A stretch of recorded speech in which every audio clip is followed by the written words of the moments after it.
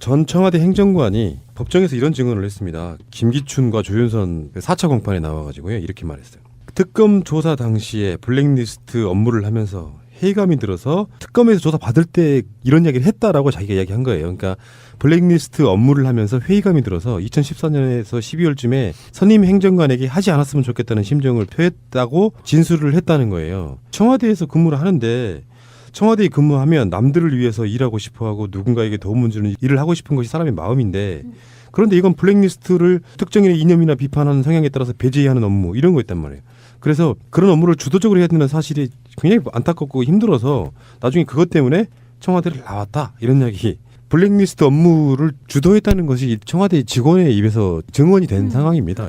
이 직원 이름이 우재준인데요. 뭐 이런 일을 자신이 안 하면 자신은 후임자나 딴 사람한테 시켜라라는 걸 받았기 때문에 남의 손에 때묻히기 싫어서 내가 이거 한다라는 심정을 했지만 도저히 견딜 수 없었다는 소회가 있었고요. 다이빙벨이나 천안함 프로젝트 같은 영화가 나올 때마다 좌석을 일괄 매입을 해가지고 아예 안 가버려. 아예 안 가버리는 방식으로도 방해를 했었다고 고백을 했네요. 그럴 것이다라고 예측했던 것들이 다 그 사실로 드러나는 것 같은 그런 느낌이죠. 그러니까 일주일에 개봉관 한 회 틀거든. 한 회. 금요일 날 저녁이나 뭐 이럴 때 한 회 트는데 그거를 좌석을 다 사버리는 거야. 이상하게 막상 갔더니 사람이 없는 거지. 표는 못 구하게 만들어 놓고. 정말 청와대 정말 대단하지 않습니까? 더 플랜도 다 예매해 주세요. 우리는 다 유튜브로 볼 테니까. 야 이거 좋은데. 상영가 떼기도 아니고 말이야. 근데 그 주도하신 사실상의 대가리께서 지금 감옥에 계신데 어떡하냐? 그러니까. 못 사주겠네. 아니, 지금 감옥 얘기가 나와서 말인데요. 조윤선 이 사람은 왜 우리가 알고 있듯이 뭐 여러 가지 교양이 매우 높은 사람이다라고 그랬었잖아요. 설마. 근데 아니 난 그 말은 믿어. 교양이 꽤 높은 사람이야. 그건 맞는데 이 사람이 요즘 몬테크리스토 백작의 그 책을 읽고 있대요. 뭐지? 땅굴 팔라고 그러나? 타로 카라고 준비하나? 아, 어쨌든 이 감옥을 배경으로 한 문학 중에 최고봉이라고 할 수가 있거든요. 감옥, 탈출, 복수 이런 장르의 최고 명작이라고 할 수가 있는데 그걸 읽고 있답니다. 조윤선 관련해서는 직원들이 조윤선에게 블랙리스트 관련해서 인정하고 대국민 사과를 해야 되는 거 아니냐를 했는데도 조윤선이 이걸 매몰차게 거부했다는 거 아닙니까? 그 안에서 반성의 기미는 보이는 것 같지 않고 그러면 기어코는 뭐 탈옥을 한다든지 아니면 그 안에서 득도를 한다든지 두 가지 중에 하나를 방법을 택하려는 것 같은데요. 그러면 이제 나오자마자 몬윤선하고 이제 이름을 바꾸는 건가 타로해서? 근데 어쨌든 우리 행정관이 블랙리스트와 관련해서 양심의 직감을 느꼈다. 모든 하위직 공무원들은 이런 마음이에요. 그게 성관이었든 중앙부처든 지방공무원이든. 그런데요. 이런 부당한 지시, 불법적 지시, 대통령이 탄핵까지 될 수 있는 위중한 사안을 지시받았을 때 과연 2급 이하 공무원들이 거부할 수 있는 것이냐. 이게 제가 우리 방송에서 계속 반복을 한 건데 적폐 중에 하나가 명령 불복종죄가 있어요. 공무원한테. 그러니까 이게 광의적으로 해석되는 겁니다. 불법적 사항을 상관으로부터 지시받았을 상관을 고발할 수 있는 조항을 만들어주고 활성화돼야 한다는 겁니다. 하물며 군대까지도 명령 불복종죄, 그러니까 반역을 꾀했을 때 등등의 명령 불복종 할 수 있다 이렇게 얘기를 할 수 있거든요. 근데 공직선 우리 공무원법에는 그런 조항이 없어요. 무조건 4대 의무조항 복종 의무 조항이 있기 때문에 불법을 시켜서 할 수밖에 없다. 만약에 내가 비리를 봐서 그 비리를 밝히잖아요. 어떻게 된 줄 아세요? 퇴출돼 버립니다. 하물며 비밀조항 엄수라는 의무조항에 걸려서도 내부 고발도 못해. 못해. 하면 옷을 벗어야 돼. 처자식들 먹여 살리고 다 지금 뭐 해야 되는데 어떻게 내가 직장을 잃어버려?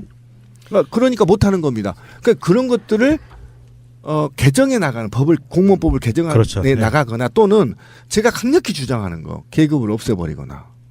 예. 네, 그러면 내가 저 새끼한테 잘 보여서 진급할 리도 없고. 네, 그러면 상관이 부당한 짓을 나 못해요 하면 타부서 가면 되는 겁니다.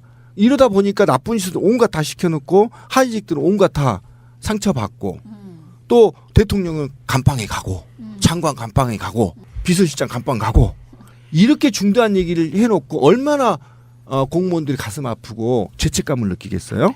근데 이게 그 예술계 블랙리스트만이 명단이 공개돼서 그렇지 이 검사들, 그러니까 판검사들 사이에서도 블랙리스트가 존재했다 그래서 지금 그 부분에 대한 조사를 해라라는 요구가 들어오고 있거든요. 예, 분야별로 다 그러면, 있어요. 모든 직급에 관련해 가지고 아예 국민들 안에서 반정부적이라고 찍어낼 수 있는 사람들을 다 올린 거야. 따져놓고 보니까. 저도 있다고 전화 받았어요. 지인한테. 또 당연한 거 아니겠어요? 근데 악질 중에 분야가 악질이지. 노동 쪽에 있더라고요. 사법부 같은 경우에는 그 대법원장이 주도를 해서 사법부 안에 그 블랙리스트를 작성을 했다고 하고요. 지금 우리가 다시 한번 좀 분위기를 환기해야 될 부분들이 블랙리스트가 지금 이렇게 크게 문제가 되는 게 누구를 돈을 주고 저기 그 탄기국이나 이런 애들이 얘기하는 것처럼 누구를 돈을 주고 안 주고를 구별하기 위한 리스트가 아니에요. 그리고 어느 단체에 돈을 지급하고 안 지급하고는 행정부, 행정권의 그 재량에 맡겨져 있어요.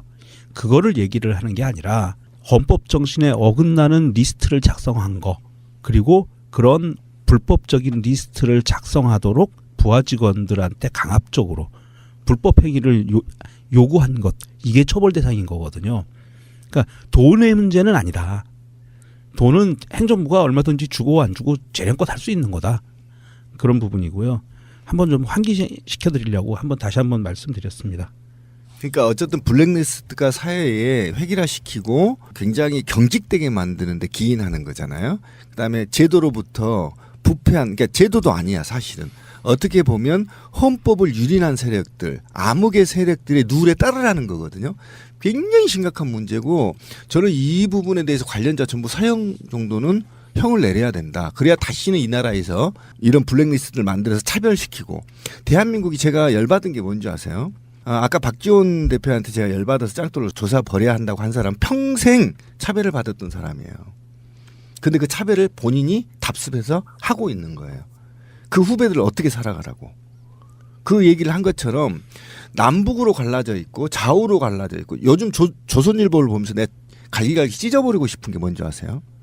20, 30대와 50, 60대를 갈라놔요. 네, 맞아요. 정말 세대 간 갈등을 부추긴다는 말이에요. 그래서 5, 60대 이상은 다 안철수 찍어라. 20, 30대 다 찍어라. 이렇게 지금 몰고 있는 거거든요. 세대별, 계층별, 학력별 다 나눠놨어. 서울엔 한강 이남 이북으로 갈라놔. 말이 됩니까? 이렇게 분열을 조장하고 그런데 이제 분야별로 암흑 세력한테 아부한 놈들은 좋은 돈 더 주고 추접스럽게. 그거 얼마나 됩니까? 말 안 들은 놈은 아예 목줄을 끊어버립니다. 자, 그리고 또 다른 증언도 나왔어요. 관변단체 정경련 동원해가지고 관변단체들한테 돈 지원해주고 그랬잖아요. 그 자유총연맹은 우리나라에서 아마 관변단체 중에는 최고로 큰 규모죠. 그렇죠. 거기에 김정문 기획실장을 불러다가 조사를 했는데 이런 얘기가 나왔습니다. 관제 데모를 구체적 지시하는 건 박근혜 정부가 처음이었대. 이 사람은 지금 이명박도 해봤고 다 해봤는데 정말 디테일하게 이게 이제 만기 칠남식인 거지. 뭐 하나 시키면 니들이 알아서 해줘 이런 게 아니라 계속 이런 식이었잖아요. 김기춘이나 이런 애들도 김영한 메모 같은 걸 보면은 디테일하게 뭐뭐 하라고 이렇게 제시를 하잖아요.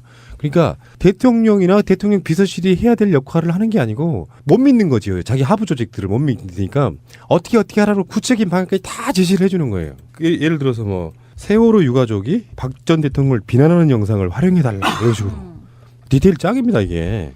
세월호 얘기 나와서 또 열받는데 오뎅 처먹는 거 전부 다 청와대가 시킨 거죠. 그러났잖아요. 네. 그러니까 피자 먹고. 이 사람 말이 68억 원을 이제 청와대가 정경련을 동원해가지고 이제 관편단체에다가 건넸는데, 근데 과거 정부의 경우에는 그냥 포괄적인 요청 이런 정도만 했는데 박근혜 정부에서는 무엇을 해라, 어떤 주제와 방식으로 집회를 열어라. 이런 아주 구체적인 간섭이 내려왔다는 거예요. 그래서 뭐 국정교과서 행사에 나가달라. 세월호 유가족이 박근혜 대통령을 비난하는 영상을 활용을 해달라. 뭐 이런 식의 아주 디테일한 오더가 내려왔다는 겁니다. 정권의 성격이랄까 이런 게 제대로 민의를 업고 당선된 세력도 아니고 사실상 어찌됐건 간에 부정선거로 당선된 세력이고 그렇다 보니까 자기 같은 편도 못 믿어. 박근혜의 성정이나 스타일이 자기 비서한테 그대로 전달되는 거라고 봐요. 내각도 그런 거 아닙니까? 청와대의 분위기가 그러면 전반적으로 다 비서실도 그렇고 내각도 그렇고 다 그런 방식으로 움직여요. 자기 국민들은 못 믿어. 자기 편도 못 믿어. 그러니까 답답한 거지. 그러니까 악랄해질 수밖에 없는 그 태생적 한계가 저는 있다고 보고 부정선거 이야기가 나오든 뭐 세월호 얘기가 나오든 그런 식으로 대처해 왔다는 게 좀 깝깝할 노릇이고 이런 증언들을 봤을 때 아마 우리 역사상 탄핵된 대통령도 처음이지만 이명박도 참 질 나쁜 대통령이었다고 하지만 역사상 박근혜가 가장 무능하고 사악하고 나쁜 정권이 아니었나. 물론 전두환과 박정희 시대보다도 다른 의미에서 보면 훨씬 질 나쁜 정부였을 수도 있다. 이런 생각 좀 들어요. 이번 그 관제대모 수사에 대해서 청와대 전경련 보수단체들, 우리 그냥 보수단체라고 불러드릴게요. 이 삼각공조 관제대모 수사를 1년 넘게 질질 끌고 오다가 이번에 이제 대선 국면에서 정권 교체가 가까우니까 피치를 올리고 있는데요. 박주민 의원이 이런 이야기를 했어요. 이 담당 수사 주임 검사가 대통령 직속 지방자치발전위원회 위원장인 심대평 위원장의 아들인 심우정 검사가 주임 검사랍니다. 이런 또 이야기도 하고 있거든요. 막바지에 몰리니까 작년부터 이게 문제가 터져서 고발들어 들어가고 했는데 막바지에 몰리니까 이제는 좀 흉내를 내는 이런 모양새인 것 같고요. 그럼에도 불구하고 이런 어이없는 뉴스들이 쏟아나오고 증언들이 나오는 거 보면 그 안에 감춰져 있던 거는 얼마나 심했을까. 감히 상상도 못할 것 같아요. 그래서 어쨌든 저는 이번에 이게 관제대모를 이행했던 관변단체들을 저는 모두 해체해야 된다. 왜 그러냐면 이 관변단체들이 일본의 극우단체로부터 태동이 돼 있기 때문에 마치 깡패 조직처럼 또는 지금 이 박근혜 정부에서 4.3 제주도에 가서 서북청년단이 양민들을 무차별 사륙했던 그곳이 바로 지금은 사륙만 안 됐지 실제로 세월호 유가족들 무차별 공격했고 노동계를 무차별 공격, 진보 민주색들을 무차별 공격했고 그러고 나서도 지금도 당당하게 거리를 헤매고 있고 아직도 집회를 하고 있단 말이죠. 그 정권이 교체되면 이들을 완전하게 해체한 후에 필요하다면 저는 새마을 전국적으로 다 해체해야 된다고 생각합니다. 이제 과거에 오래된 적폐들을 없애고 새롭게 도약하기 위해서 청산해야 된다. 그렇지 않으면 이 악은 다시 정권을 되찾고 나서 또 양민들을 향해 무차별 폭력을 가할 거다. 고발할 수 있는 조항을 만들어주고 활성화돼야 한다는 겁니다. 하물며 군대까지도 명령 불복종죄, 그러니까 반역을 꾀했을 때 등등의 명령 불복종 할 수 있다 이렇게 얘기를 할 수 있거든요. 근데 공직선 우리 공무원법에는 그런 조항이 없어요. 무조건 4대 의무조항 복종 의무 조항이 있기 때문에 불법을 시켜서 할 수밖에 없다. 만약에 내가 비리를 봐서 그 비리를 밝히잖아요. 어떻게 된 줄 아세요? 퇴출돼 버립니다. 하물며 비밀조항 엄수라는 의무조항에 걸려서도 내부 고발도 못해. 뭐 못해. 하면 옷을 벗어야 돼. 처자식들 먹여 살리고 다 지금 뭐 해야 되는데 어떻게 내가 직장을 잃어버려? 그러니까 못하는 겁니다. 그러니까 그런 것들을 개정해 나가는 법을 공무원법을 개정해 그렇죠. 나가거나 또는 제가 강력히 주장하는 거 계급을 없애버리거나. 예. 네, 그러면 전 청와대 행정관이 법정에서 이런 증언을 했습니다. 김기춘과 조윤선 4차 공판에 나와가지고요. 이렇게 말했어요. 특검 조사 당시에 블랙리스트 업무를 하면서 회의감이 들어서 특검에서 조사 받을 때 이런 이야기를 했다라고 자기가 이야기한 거예요. 그러니까 블랙리스트 업무를 하면서 회의감이 들어서 2014년에서 12월쯤에 선임 행정관에게 하지 않았으면 좋겠다는 심정을 표했다고 진술을 했다는 거예요. 청와대에서 근무를 하는데 청와대에 근무하면 남들을 위해서 일하고 싶어하고 누군가에게 도움을 주는 일을 하고 싶은 것이 사람의 마음인데 그런데 이건 블랙리스트를 특정인의 이념이나 비판하는 성향에 따라서 배제하는 업무 이런 거였단 말이에요. 그래서 그런 업무를 주도적으로 해야 되는 사실이 굉장히 안타깝고 힘들어서 나중에 그것 때문에 청와대를 나왔다 이런 이야기. 블랙리스트 업무를 주도했다는 것이 청와대 직원의 입에서 증언이 된 상황입니다. 이 직원 이름이 우재준인데요. 뭐 이런 보이는 것 같지 않고 그러면 기어코는 뭐 탈옥을 한다든지 아니면 그 안에서 득도를 한다든지 두 가지 중에 하나를 방법을 택하려는 것 같은데요. 그러면 이제 나오자마자 몬윤선하고 이제 이름을 바꾸는 건가 탈옥해서? 근데 어쨌든 우리 행정관이 블랙리스트와 관련해서 양심의 직감을 느꼈다. 모든 하위직 공무원들은 이런 마음이에요. 그게 선관이었든 중앙부처든 지방공무원이든. 그런데요. 이런 부당한 지시, 불법적 지시, 대통령이 탄핵까지 될 수 있는 위중한 사안을 지시받았을 때 과연 2급 이하 공무원들이 거부할 수 있는 것이냐. 이게 제가 우리 방송에서 계속 반복을 한 건데 적폐 중에 하나가 명령 불복종죄가 있어요, 공무원한테. 그러니까 이게 광의적으로 해석되는 겁니다. 불법적 사항을 상관으로부터 지시 받았을 상관을 일을 자신이 안 하면 자신은 후임자나 딴 사람한테 시켜라라는 걸 받았기 때문에 남의 손에 때묻히기 싫어서 내가 이거 한다라는 심정을 했지만 도저히 견딜 수 없었다는 소회가 있었고요. 다이빙벨이나 천안함 프로젝트 같은 영화가 나올 때마다 좌석을 일괄 매입을 해가지고 아예 안 가버려. 아예 안 가버리는 방식으로도 방해를 했었다고 고백을 했네요. 그럴 것이다라고 예측했던 것들이 다 그 사실로 드러나는 것 같은 그런 느낌이죠. 그러니까 일주일에 개봉관 한 회 틀거든. 한 회. 금요일 날 저녁이나 뭐 이럴 때 한 회 트는데 그거를 좌석을 다 사버리는 거야. 이상하게 막상 갔더니 사람이 없는 거지. 표는 못 구하게 만들어 놓고. 정말 청와대 정말 대단하지 않습니까? 더 플랜도 다 예매해 주세요. 우리는 다 유튜브로 볼 테니까 야 이거 좋은데. 상영가 떼기도 아니고 말이야. 근데 그 주도하신 사실상의 대가리께서 지금 감옥에 계신데 어떡하냐? 그러니까. 못 사주겠네. 아니, 지금 감옥 얘기가 나와서 말인데요. 조윤선 이 사람은 왜 우리가 알고 있듯이 뭐 여러 가지 교양이 매우 높은 사람이다라고 그랬었잖아요. 설마. 근데 아니 난 그 말은 믿어. 교양이 꽤 높은 사람이야. 그건 맞는데 이 사람이 요즘 몬테크리스토 백작의 그 책을 읽고 있대요. 뭐지? 땅굴 팔라고 그러나?